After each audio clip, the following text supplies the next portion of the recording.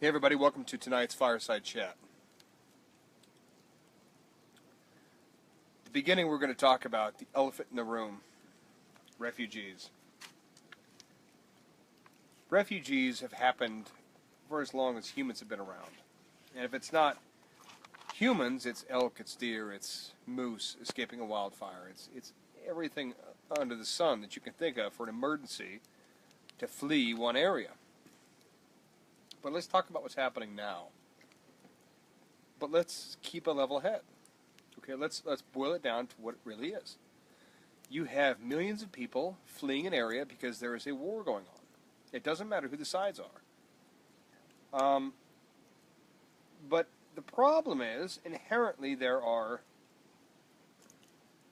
estimates between 10 and 30% that are military-aged males that have fought against places like the U.S. So you're looking at a large chunk of that population that it has to flee, and they have to, unless they want to get bombed. And it's unfortunate, but like I said, you're dealing with a population that people are assimilating into that refugee culture so well we can't tell them apart. But at the same time, you've got doctors and lawyers and engineers and teachers that are just trying to get away. So what do we do? I don't know. I've looked it up and down, and I can't tell. I really don't know. I think in order to understand it, we'd have to call on our brother and sister nations to do something about it. Saudi Arabia, Qatar, somebody like that. Do I think that's going to happen? No. But it should. I mean, it's a lot closer for somebody coming from Syria to go to Qatar or the UAE or Saudi Arabia than it is for them to get to Connecticut or New York or Baltimore or Denver, I think that we have to look at the problem in all angles. Right now there are hundreds of nations without a state. You look at the Kurdistans, the Kurds, they are a nation without a state. You look at the Cherokees, they're a nation without a state. They have a chiefdom, yes, but they don't have a state. If you look at people in Africa, you look at the Aboriginals in Australia, you look at the Haka dance that is performed by all the Polynesians. Each one of those groups does not have their own state because somebody took it over, right? So if you look at the islanders of Hawaii, I'm not going to say the other term because that's what we know it as. But if you look at Hawaii, if you look at New Zealand, you have a whole nation living there of locals and indigenous people without a state, right? Do I think we should pull out as white people and move on? No. I mean, if we did, should we take all the white inventions, the European inventions? No, that doesn't make any sense, does it? It's not right. No, so we have to move forward with a different opinion. So, how do we assimilate? How do we keep going? And, a guy today said, well, what we really have to do is just assimilate everybody and make everybody cappuccino colored. But I don't think that person understands dominant and recessive genes. If he did, he would say, well, that's not feasible. It's not going to happen. The Hutus and the Tutsis are a good example in Rwanda.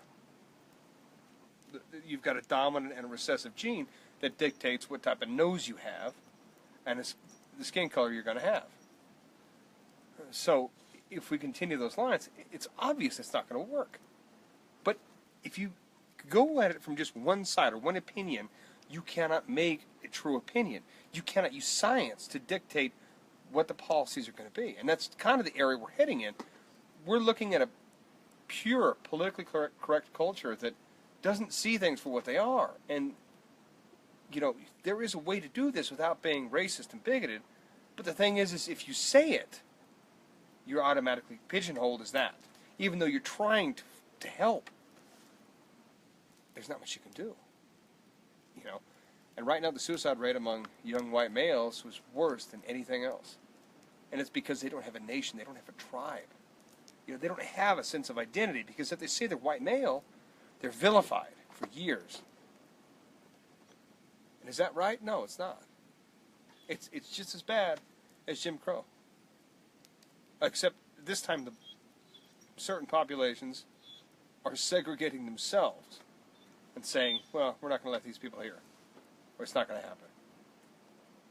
Is that better or worse? It's the same policy, just on one color versus another. So if you take the politics out of it, and you look at one color versus another, it's wrong in any way. Black or white or black. It doesn't matter. Brown or yellow. It doesn't matter. Now, what can we all agree on? Food. Food. We all sit at a banquet table every Thanksgiving in America. You know, you have different holidays for different countries.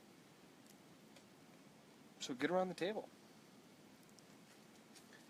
Taste somebody else's food. We have Ethiopian and Indian restaurants in Denver, or they used to be roamed by steakhouses. And now we can get anything we want. Thai, sushi. You can get whatever you want. So how do we connect? Go back to our baser instincts. But I'm going to warn you again. Remember we talked about the other day? If you couldn't travel 10 miles within a certain island and not be attacked as a stranger and killed. That is still present, but it's a biological thing. It's not necessarily just I hate this person because he's whatever. You got to remember, that's biological. We grew up with that sense of genetic memory. You know, the instincts we talk about with dogs and with everything else, well, they're just good at that. Well, no, it's an instinct thing. It's a genetic thing. So if you did millions of years of one type of genetic, you're going to have that type of agreement with your own body, your own genes. You know, so we have to take all of this into account. And we're not. You know, why do you think the Nazis happened? It was a nationalist thing. And it wasn't just because it was political. Because a part of our genes said, well, they're not like us, right? You know, they're from a different tribe. They're from a different nation. They're from a different prefecture, a state, a county, whatever. We can tell that because of their outward appearance. So we know they're a stranger. Versus, oh, no, you're Bobby Joe's kid's son, whatever, you know? We don't know them. And that makes us weary because they can attack us, right? Well, what just happened in London? You know? What just happened in Germany, in France? We have to look at all sides to come to a conclusion that we can use and that we can understand. We can't just rush in and do what our instincts tell us because they could be wrong, they could be right. We don't know. So let's analyze it. Let's get to the base of it. Yeah? How about we break bread under the same table with the same type of food, yeah? Have a good meal. Maybe a good stiff ginger ale.